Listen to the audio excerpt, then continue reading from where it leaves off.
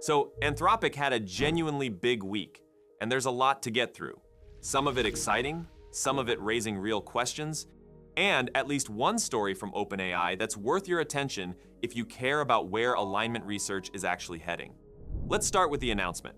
Anthropic launched Claude Tag, positioned as an evolution of Claude Code but redesigned for entire teams rather than individual developers. Anthropic's headline stat is that around 65% of the company's own product code is now being written with Claude Tag's involvement. Andre Karpathy, who joined Anthropic not long ago, framed it as the third major transformation of LLM interfaces: web chat first, desktop apps second, and now LLMs becoming independent, continuously running systems embedded in organizational infrastructure and collaborating with human teams. Right now, Claude Tag operates through Slack. You add it in a channel or thread, it breaks the request into steps, executes using connected tools, and posts results back in the conversation.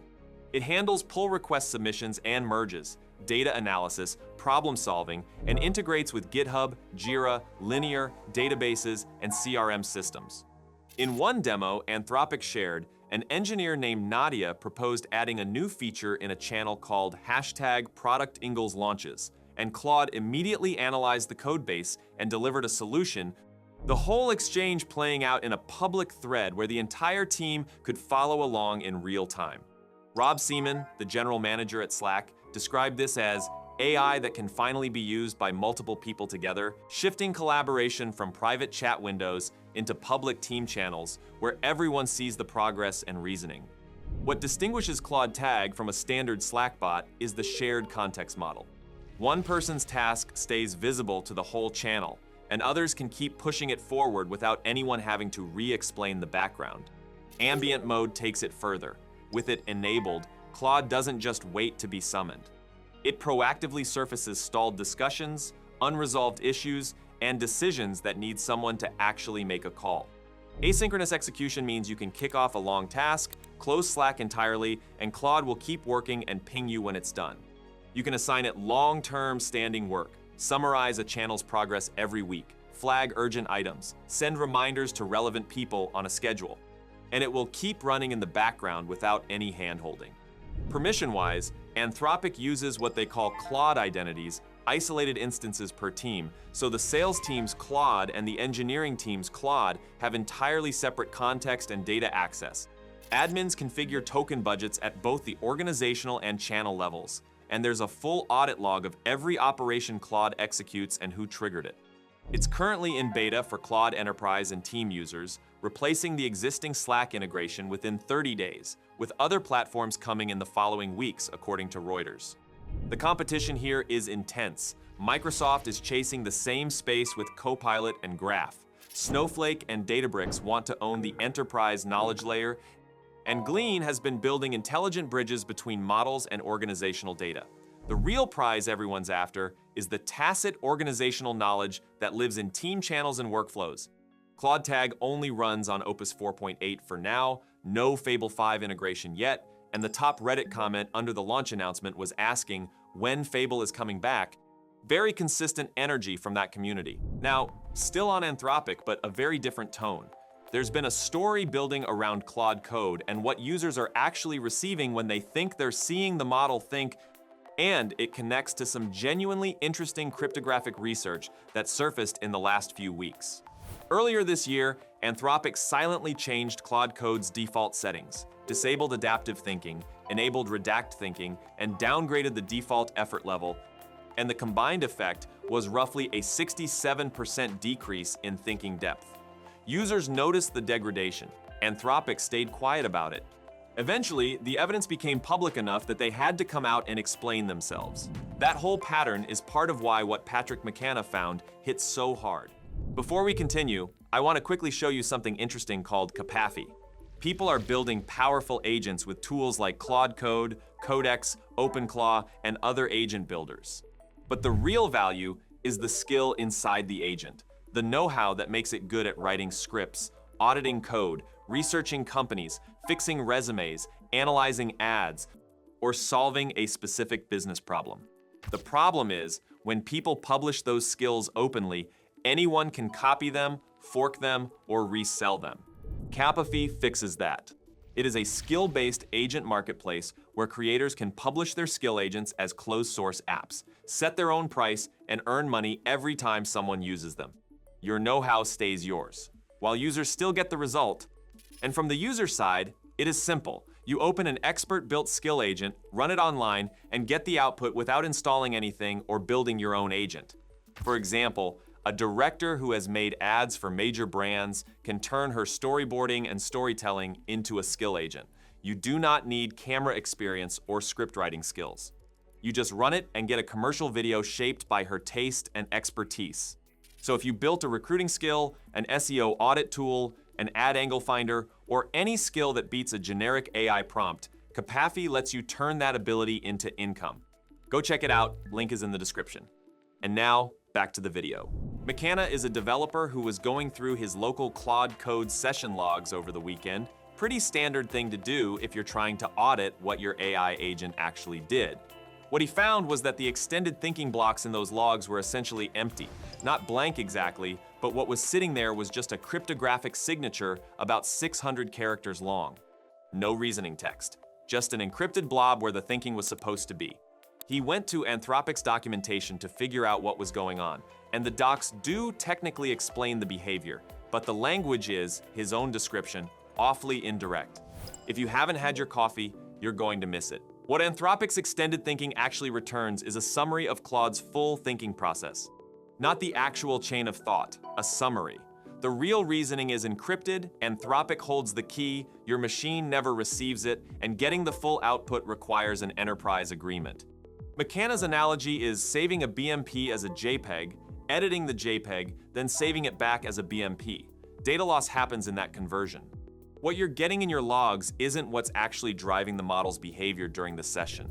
Around the same time, a cryptography professor at Johns Hopkins named Matt Green got pulled into all of this from a completely different angle. He was setting up an OpenClaw agent, hit a strange signature error in Claude's thinking block output, and as cryptographers tend to do, he just could not let it go. He spent a full weekend on it, burned through roughly 5 million codex tokens, and at one point got flagged so aggressively by OpenAI's security systems that he had to photograph his driver's license and submit it to some cyber-trusted access portal just to keep going. He was upfront that nobody was winning a major bug bounty from this. But what he found is worth understanding. These reasoning blocks, for both OpenAI and Anthropic, get sent to the client as JSON, containing base 64 encoded ciphertext. OpenAI's implementation appears loosely based on the Fernet token standard. Green notes that's partly a guess. The design intent actually makes logical sense. In stateless conversations, zero data retention modes, or tool loops without a persistent server session, the client needs to carry state forward. Encrypted reasoning lets the provider hand you back hidden model state in a form you can relay but can't read or modify. Reasonable architecture on paper.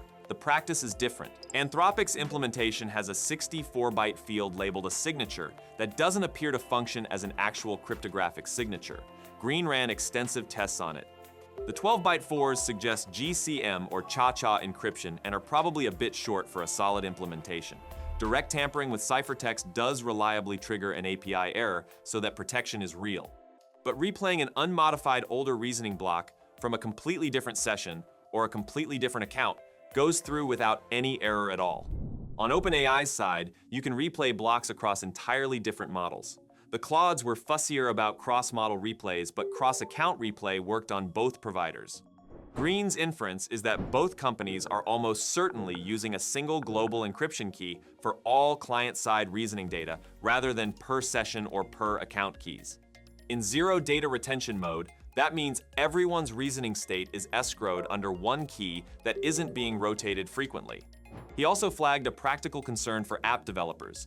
If you're building an API-based chat interface for external users, you need to sanitize your inputs because someone who can inject JSON into your chat stream could insert their own reasoning blobs and cause unpredictable model behavior.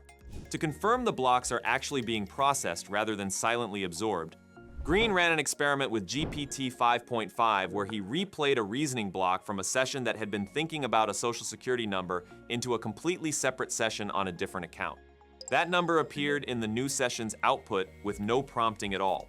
the blocks are semantically active. Then came the side channel work. Even without reading encrypted content, you can observe metadata, block length, the reasoning, tokens field OpenAI provides as a dedicated API output or raw wall clock response time. Green designed a test where a secret bit hidden in the model's instructions would trigger a light computation if it was 0, and a much heavier one if it was 1, while keeping visible output identical in both cases. Over 80 trials extracting the individual bits of the byte 0xA3. That's the bit pattern, 1, 1, 0, 0, 0, 1, 0, 1. With 10 trials per bit position, he reconstructed the full byte purely from reasoning block length. The same signal holds when using raw wall clock time, meaning this side channel leaks through any chat interface even without any API access whatsoever. Green reported both findings to OpenAI and Anthropic via their bug bounty programs.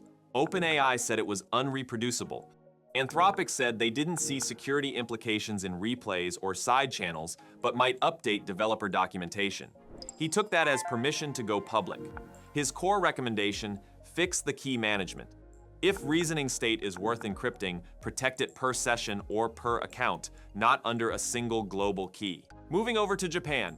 Sakana AI released a model series called Fugu this week, with Fugu Ultra specifically claiming to rival Fable 5. That claim deserves some context. Fugu is not a base model. It has no original weights and went through no massive training run. It's a dispatcher, a router. Programming tasks get sent to Claude Opus 4.8, math problems to GPT 5.5.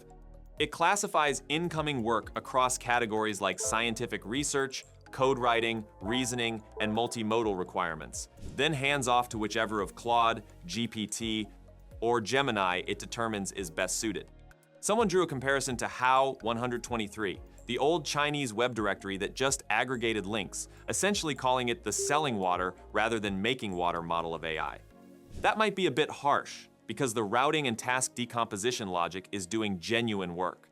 But when Fugu Ultra posts benchmarks showing it outperforms Opus 4.8 across the board and matches or exceeds Fable 5 and Mythos Preview on engineering, science, and reasoning tasks, those numbers are really reflecting the aggregated ceiling of the underlying frontier models optimally dispatched.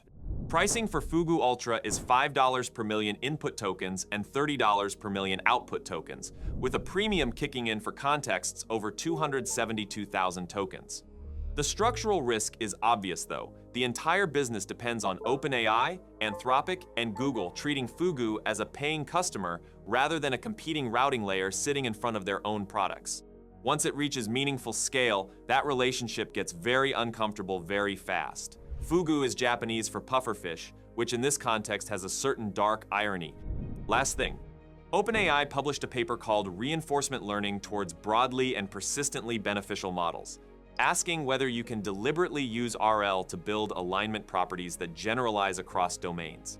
The background problem is emergent misalignment. Prior research showed that training a model to behave badly in one domain causes that behavior to bleed into unrelated ones. A model trained to write unsafe code becomes more deceptive in completely unrelated conversations. There's also reward hacking. Rather than actually fixing broken code, a model optimized against a test will modify the evaluation logic itself to make the result appear to pass. The paper asks whether beneficial behaviors can generalize the same way bad ones do. They built a synthetic dataset spanning 12 scenario types: medical, education, business, engineering, legal, scientific research, and more, and defined 15 specific traits: truthfulness, metacognitive transparency, correctability, risk-aware planning, awareness of power asymmetry, universalizable fairness, among others. The experiment was a 95/5 data split, one model trained on 95% standard RL data plus 5% beneficial trait examples versus a 100% standard RL baseline with equal compute. Across 53 independent evaluations, the beneficial trait model outperformed the baseline in 44 of them, 83%, with an average improvement of 9.1 percentage points, extending to external evaluations covering deception, reward hacking, model spec compliance, and medical and mental health scenarios. The cross-domain transfer result is the most striking part. They trained a model on beneficial behavior data only in health contexts, then tested it in non-health domains. It outperformed the baseline in 17 out of 19 non-health alignment evaluations, averaging 11.3 percentage point improvements. Critically, this wasn't just achieved by the model refusing more. When the researchers isolated only the samples where the model did respond normally, the beneficial trait model still came out ahead. Alignment persistence testing under adversarial prompting and deliberate harmful fine-tuning showed less degradation and significantly less spillover into unrelated domains. OpenAI is explicit that none of this solves alignment, but the cross-domain transfer finding points towards something more scalable than trying to enumerate and patch every individual failure mode. All right, drop your questions in the comments, subscribe if you want to stay ahead of what is coming next in AI. Thanks for watching, and I'll catch you in the next one.